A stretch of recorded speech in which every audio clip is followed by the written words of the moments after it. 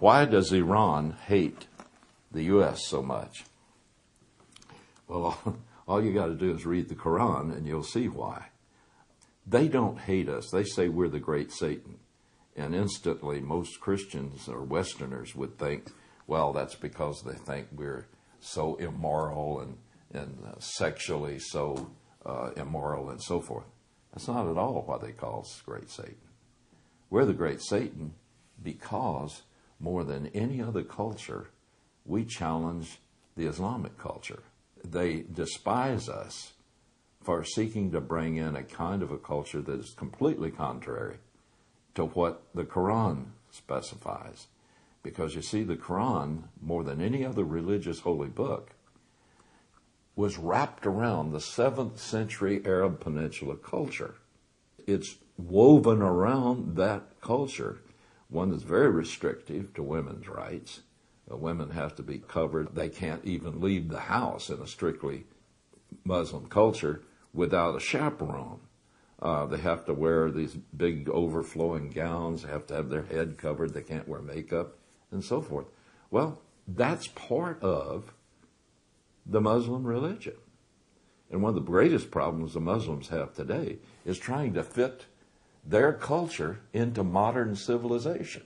The Shah of Iran tried to bring that culture to Iran when he was there, because he had many faults. I'm not saying he was perfect. He did have a very oppressive regime to the extremely liberal Muslims. But, on the other hand, he did try to bring in a new, a more modern civilization. And they hated him for it. And of course, when the Ayatollah Ruhollah Khomeini took over, he made the oppression that the Shah put on people look like a Sunday school meeting. He immediately had tens of thousands of people murdered. And I'm afraid we're about to see that again over in Iran because of the people who wanted more freedom. They wanted more of a modern civilization. And the leaders of that, I'm afraid they're going to be butchered, because already their Ayatollah is calling for no mercy to them. The leaders should be executed.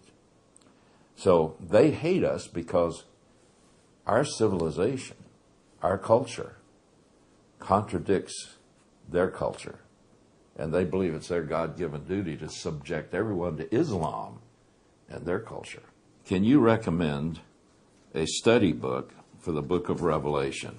You know, I have to say that there are a lot of good books out there, but most of them that I read are a little bit difficult for laymen to follow. And, you know, I'm just going to have to be out with it. I just finished a seminary level course in the book of Revelation.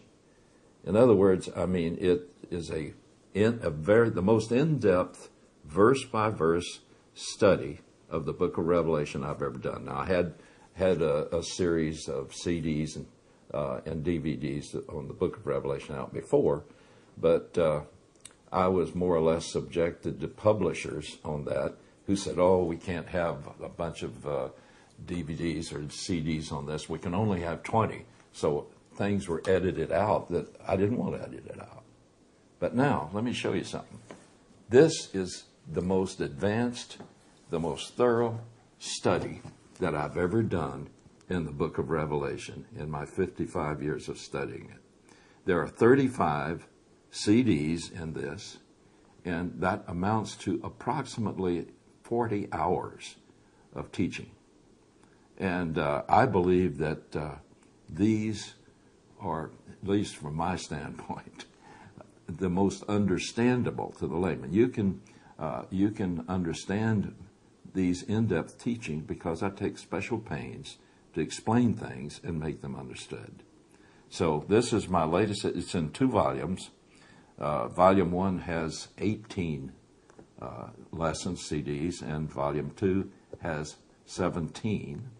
And we did that so if you can't afford the whole set at one time, you can order just the first one. But if you go to my website, and you look on there, you can see that it's advertised there and how it can be purchased, because it is a series that you can get by either calling 1-888-RAPTURE or through the website. Well, I hate to blow my own horn there, but frankly, I've spent so many years studying the book of Revelation. I've taught it. I've gone through it verse by verse, teaching it at least 100 times. And always I use the original Greek to go through it. So I believe that this is the most up-to-date. And you finish this course, if you have the gift from God, you will have the ability to teach it. It's something that could be shared with a whole Bible class and have study lessons on it. I would like your opinion on UFOs. It's amazing how many times I get that question. I have given a lot of thought to it. I can just tell you my opinion. I believe there are professional people, professional pilots, and all kinds of people in our society that you would expect to be objective, would have no reason to falsify what they see, that testify they have actually seen UFOs. So I believe there's something there. I don't believe it can be explained. I believe whatever they are, they're real.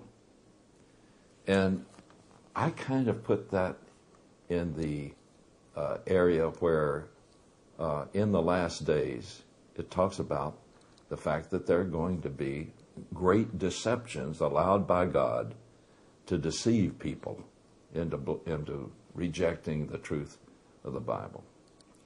And in my opinion, I think these are demons that have assumed, and they have the power to do this from what I read in the Bible, that have assumed an objective form, and that they are making these kind of efforts. I don't believe they're people from some other planet, except that angels, fallen angels and angels of God are both creatures, real living beings, that are from extraterrestrial, yes. But I believe that demons are those that are seeking to deceive people. It's my opinion that they are being allowed by God now. The restrainer is being gradually removed, restraining Satan from his ultimate deceptions.